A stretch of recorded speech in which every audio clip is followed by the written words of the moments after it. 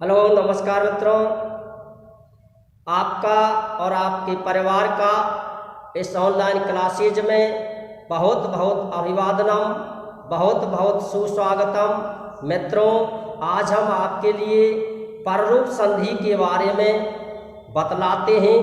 पररूप का मतलब है कि दोनों वर्णों को एक साथ मिलाना, दोनों वर्णों को एक साथ मिलाना, अर्थात जहाँ दोनों पद बिना किसी नियम के एक साथ मिल जाते हैं तो वहाँ पररूप संधि होती है। यह इसका मुख्य नियम है।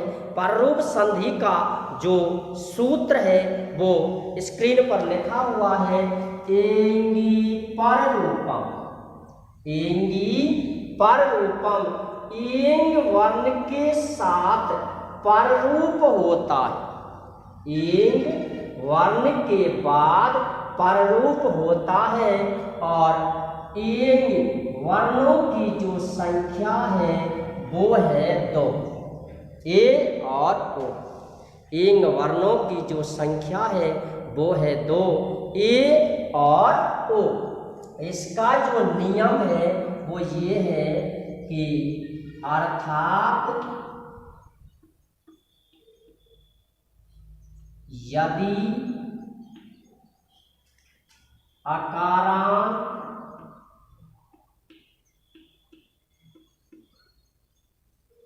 उपसर्ग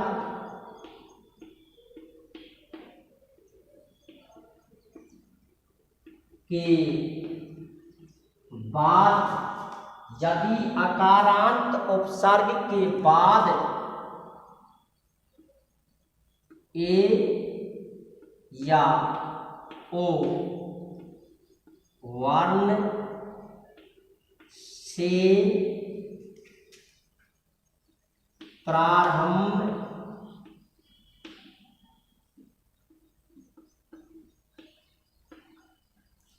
होने वाला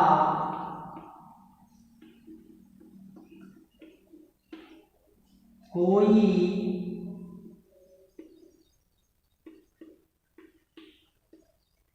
पद दिया तो वहां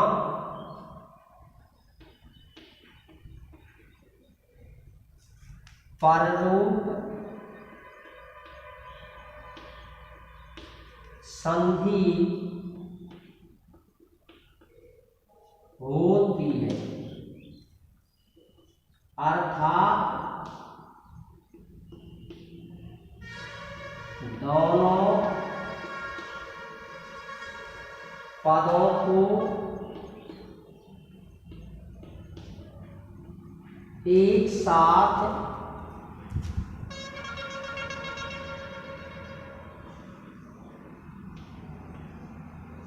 जोड़ देते हैं।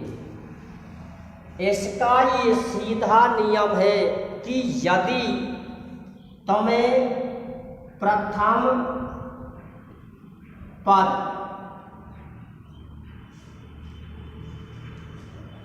यदि प्रथम पद में ए अंत वाला या आ अंत वाला कोई भी, यानी अकारांत, अकारांत, आकारांत, इकारांत, उकारांत, इस प्रकार से ये रांत होते हैं।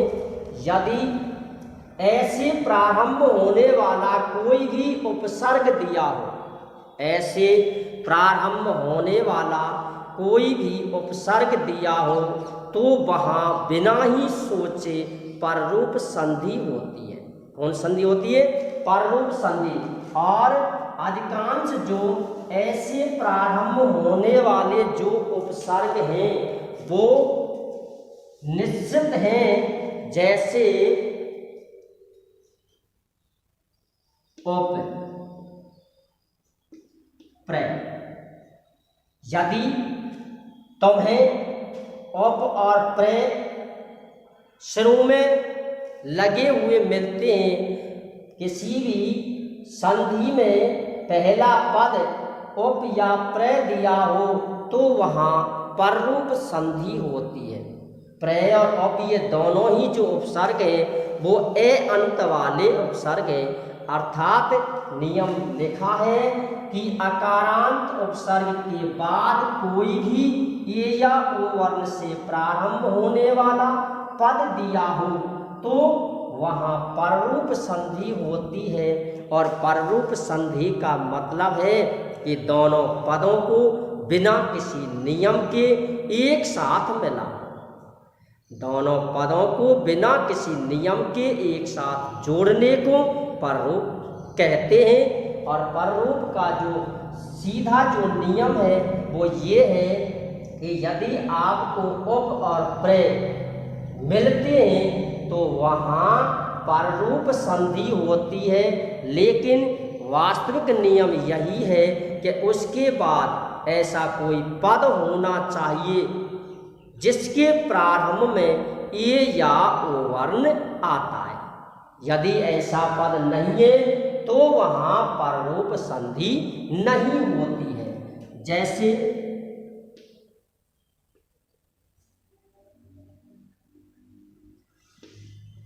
प्रय, तेलास, अस्ति, उप,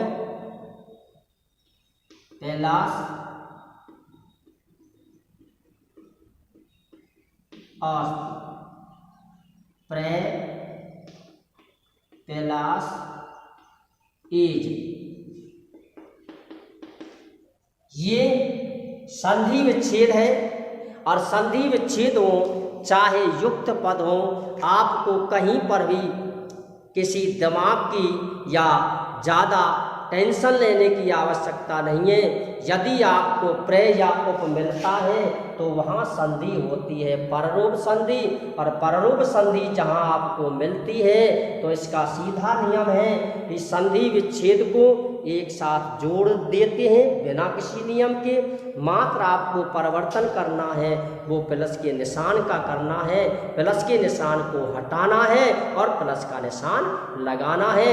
यदि युक्त पद में आपको प्रय या उप मिलता है तो वहाँ पररूप संधि होती है। युक्त पद से विच्छेद करते समय उप और प्रय के बाद प्लस का निशान लगाना है। इस प्रकार आपकी यह पररूप संधि हो जाती है। इसका जो ये उदाहरण है, प्रय प्लस एजते, संधि कौन सी है? पररूप संधि। क्यों है? क्योंकि पहले प्रय दिया है। उप प्लस औस्ति, यहाँ संधि कौन सी है? क्योंकि यहाँ संधि है पररूप संधि, क्योंकि यहाँ पहले क्या दिया है? उप दिया है। प्रय प्लस एजते, यहाँ संधि कौन सी है? पररूप संधि, क्योंकि यहाँ प्रय दिया है। इसके बाद हम इसका समस्त पद बनाते हैं और समस्त पद बनाते समय किसी भी नियम की हमें आवश्यकता नहीं पड़ती है, दोनों पदों को एक साथ जोड़ देते हैं। इस प्रकार इनका जो पद बनता है वो ये बनता है प्रौष्टि, इसका बनता है अपौष्टि और इसका बनेगा प्रेज।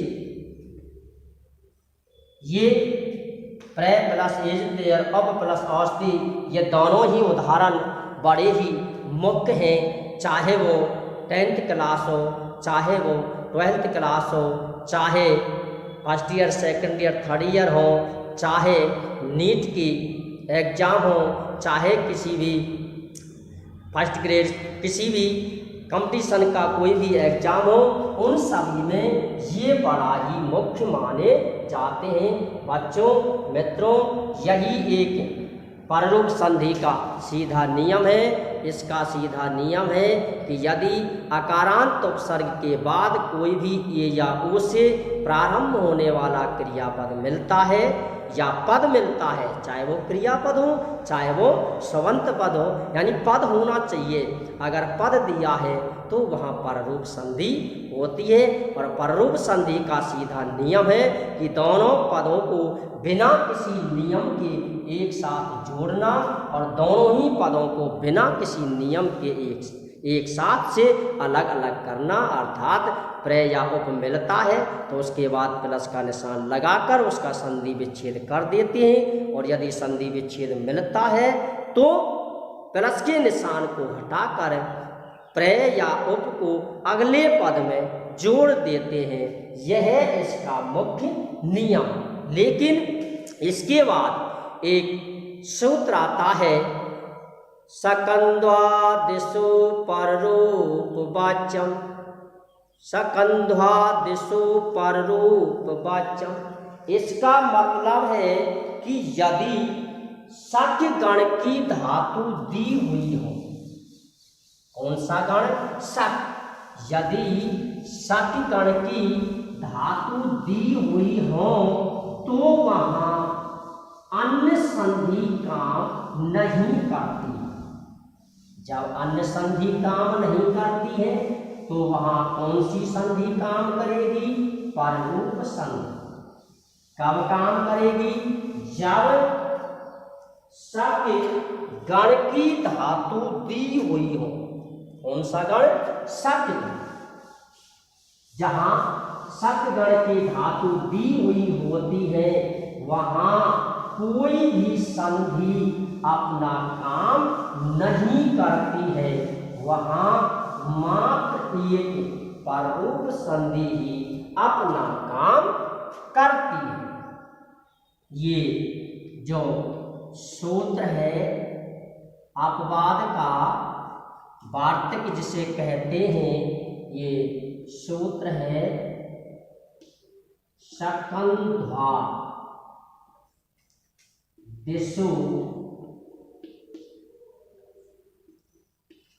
पररूपवाच्य।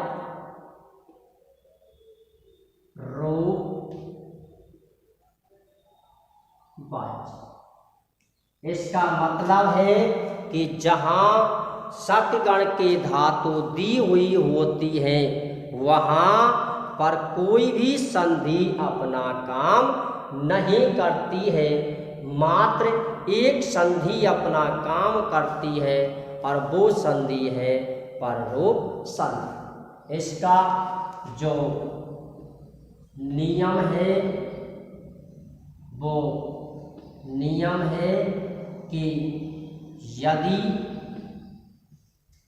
शक गण की, कौन सा गण? शक। यदि शक गण की धातु दी हुई हो तो वहां कोई भी संधि अपना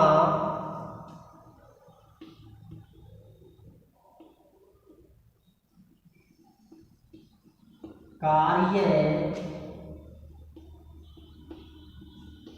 नहीं करती।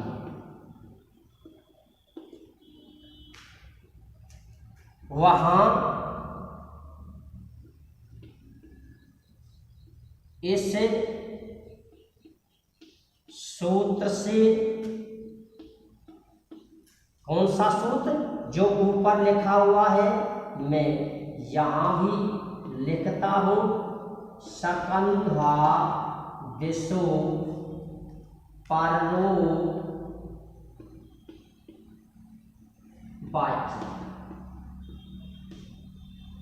ये सूत्र है जो ऊपर भी लिखा हुआ है, यहाँ भी मैंने लिख दिया है।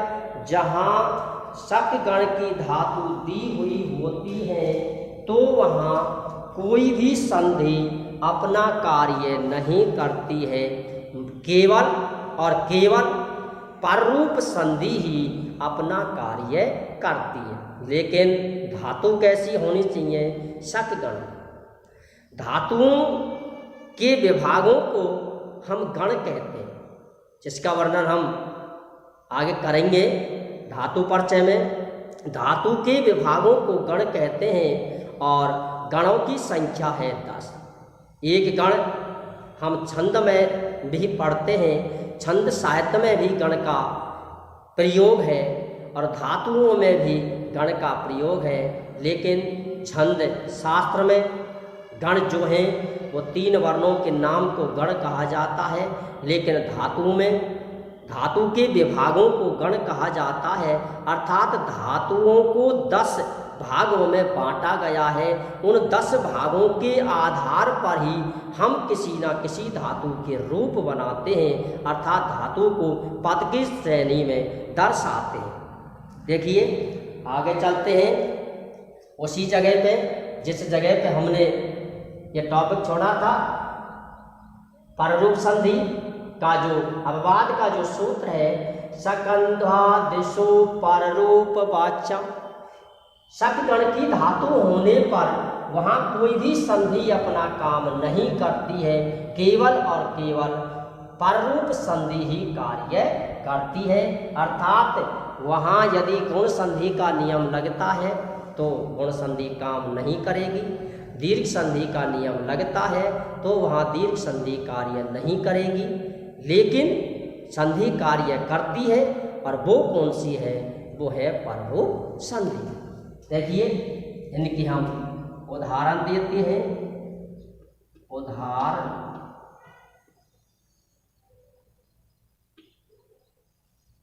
जैसे सक, कैलाश, अन्न, ये जो है प्लस से पहले एवं और प्लस के बाद भी एवं, पहले पद का अंतिम जो वर्ण है वो है ए वर्ण और दूसरे पद का जो पहला वर्ण है वो भी है ए वर्ण। नियम के आधार पर, संधि नियम के आधार पर, पाणिनि जी के नियम के आधार पर, पहला जो नियम है, पहली जो संधि है पाणिनि जी के द्वारा दी गई संधि दीर्घ संधि, उसके आधार पर यहाँ दीर्घ संधि होनी चाहिए थी। क्यों?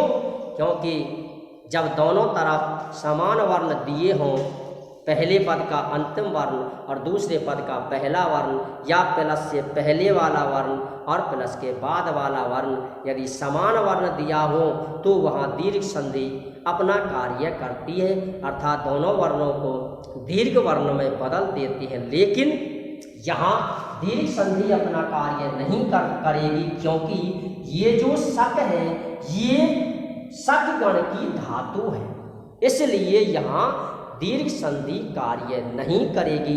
कार्य करेगी लेकिन वो भी कौन सी संधि?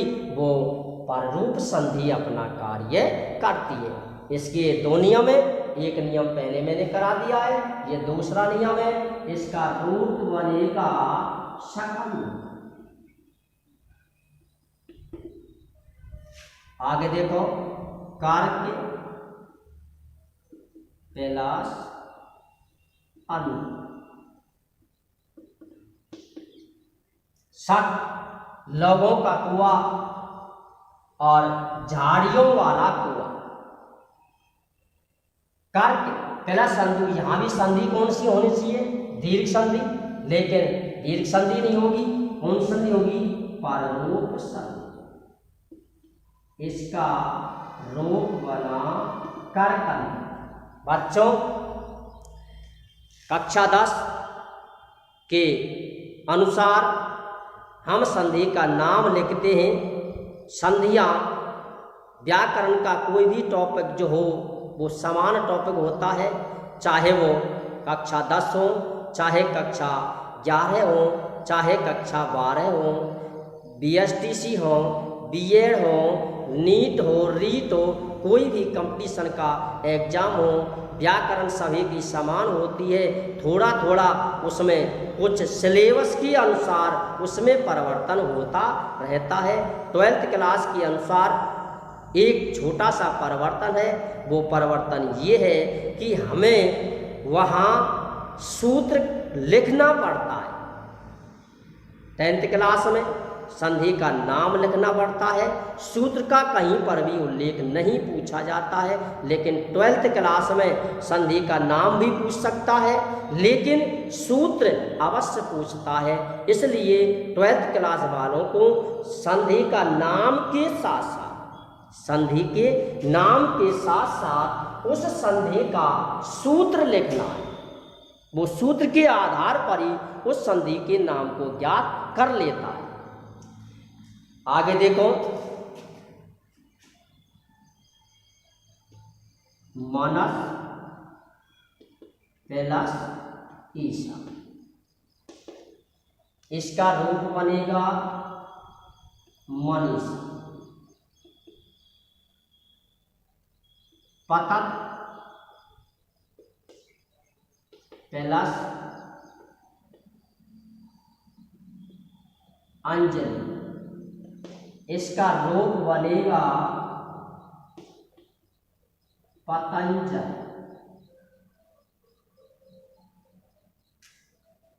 ये दो उदाहरण है, मनस प्लस ईसा और पतत प्लस अंजलि। शकगण की धातु है मन और शकगण की धातु है पत। मूल जो धातु है वो है मन और जो मूल धातु है और वो है पत। जब हम इनसे बने हुए संधि विच्छेद को संधि युक्त पद में बदलते हैं तो धातु के अंतिम वर्ण की अर्थात जिस पर हलंत लगा होता है उसकी इत संज्ञा होती है, अर्थात उसका लोप हो जाता है। और लोप होने के बाद दोनों पदों को एक साथ मिला देते हैं, तब वहाँ पररूप संधि का उदाहरण हमारे सामने प्रस्तुत होता है। इसलिए मनस प्लस ईसा, इसका बना मनीषा, पतत प्लस अंजलि और इसका बना पतंजलि। इस प्रकार से शकगण की धातु यदि दी हुई हो तो वहाँ अच संधि का कोई भी नियम अपना कार्य नहीं करता है। केवल और केवल पररूप संधि का जो दूसरा जो नियम है सकंधादिशो पररूप वाच्यम, ये सूत्र अपना कार्य करता है। ये सूत्र जब अपना कार्य करता है तो वहाँ कोई भी संधि अपना कार्य नहीं करती है। इस प्रकार से ये पररूप संधि यहाँ आपके सामने दी हुई है। पररूप का मतलब है कि दोनों वर्णों को एक साथ बिना किसी नियम के मिलाना पररूप संधि कहलाती है। पररूप का जो नियम है वो मैंने आपके लिए कई बार बतला दिया है कि यदि मुख्य जो नियम है अकारांत उपसर्ग के बाद कोई भी ए या ओ से प्रारंभ होने वाला पद दिया हो तो वहाँ पररूप संधि होती है। इसके बाद मैं अगली जो इसकी संधि है अच संधि की, उसको भी आज आपके लिए समझाता हूँ। अगली जो अंतिम जो संधि है वो है पूर्व रूप संधि। वो कौन सी संधि है? पूर्व रूप संधि। ये दोनों ही संधियां कुछ एक दूसरे के विपरीत सी संधियां, और पूर्व रूप जो संधि है उसका जो लक्षण दिया है वो दिया है इन पदांता दल, ये इसका लक्षण है। नंबर ये नियम के अनुसार 7वीं संधि है और संधि की प्रारंभिक जो भाषा थी उसको हमने 2 भागों में बांट दिया, इसलिए इसका क्रम जो आता है वो 9 नंबर इसका कर देते हैं, लेकिन संधि के भागों के आधार पर इसका क्रम जो है वो 7वां क्रम है। पूर्व रूप संधि, इसका ये लक्षण है इंग पदांता तति। नियम उल्टा कर देंगे, नियम उल्टा कर देंगे। यदि ए या ओ वर्ण, ए या ओ अंत, ए या ओ वर्ण से अंत वाले पद के बाद ए वर्ण दिया तो ए वर्ण का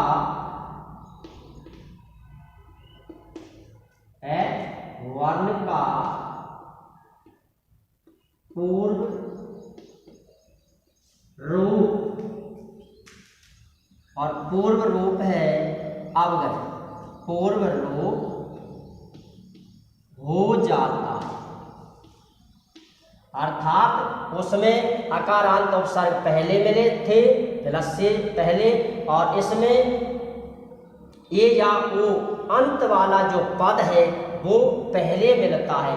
यदि इसके बाद ए वर्ण दिया हो तो वहाँ पूर्व रूप संधि होती है, जैसे को, कैलाश, अपि, सो, कैलाश, अपि, उद्धाने, कैलाश, अस्मिन्, नगरे, कैलाश, आप। यहाँ जो ये उदाहरण दिए हैं, ये प्लस से जो पहले वाला जो पद है वो ऐसा पद है कि जिसके अंत में या तो ओ वर्ण है और या ए वर्ण। यदि ऐसी स्थिति आती है और उसके बाद यदि ए वर्ण आता है तो वहाँ पूर्व रूप संधि होती है, और पूर्व रूप संधि का मतलब है कि ए वर्ण को एस में बदल देते हैं, अर्थात अवग्रह चिन्ह में बदल देते हैं। इसका रूप बना को, अपि, इसका बना सो, अपि, और इसका बना उद्धाने, अस्मिन्, इसका बना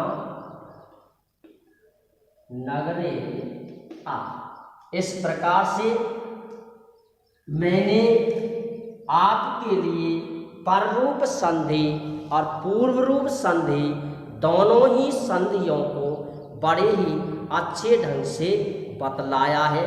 पूर्व रूप संधि, पहला रूप, पररूप संधि, दोनों पदों को बिना किसी नियम के एक साथ जोड़ना, बिना किसी नियम के एक साथ जोड़ना। पररूप का मतलब है कि मिला, पूर्व रूप का मतलब है पहला रूप। बच्चा जन्म लेता है, जन्म लेने के बाद बड़ा होता है, बड़ा होने के बाद वो वृद्ध भी होता है। तो वृद्ध जब होता है तो वो अपने बचपन की कहानी बतलाता है। तो बचपन का मतलब है कि पहली कहानी, और पहला रूप जो होता है वो मात्र एक वर्ण का होता है और वो है ए वर्ण। ए वर्ण को अवग्रह चिन्ह में, अर्थाकार में या ऐसे सीधा पहचान है, सीधी पहचान है, सीधा लिखा हुआ है। जहाँ पूर्व रूप का नाम होता है वहाँ ए वर्ण को एस में बदल देते हैं। किस में बदल देते हैं? एस में। एस ही उसका पूर्व रूप है, पहला रूप है, पहला नाम है, पहली पहचान है। मैंने बतलाया था बच्चा जन्म लेता है तो जन्म लेते ही उसका नामकरण किया जाता है। उस नामकरण के आधार पर ही उसके सभी क्रियाकलाप किए जाते हैं और उसी नाम को उसको प्रसिद्धि प्राप्त होती है। लेकिन उसका कोई दूसरा नाम यदि रख देता है तो उससे उसकी पहचान होती है। लेकिन जब किसी कार्य को वो करता है तो वो अपने जन्म के नाम से करता है। इसलिए मित्रों, बच्चों, आज मैंने ये दोनों संधियाँ आपके लिए कराई हैं। जय हिंद, जय भारत।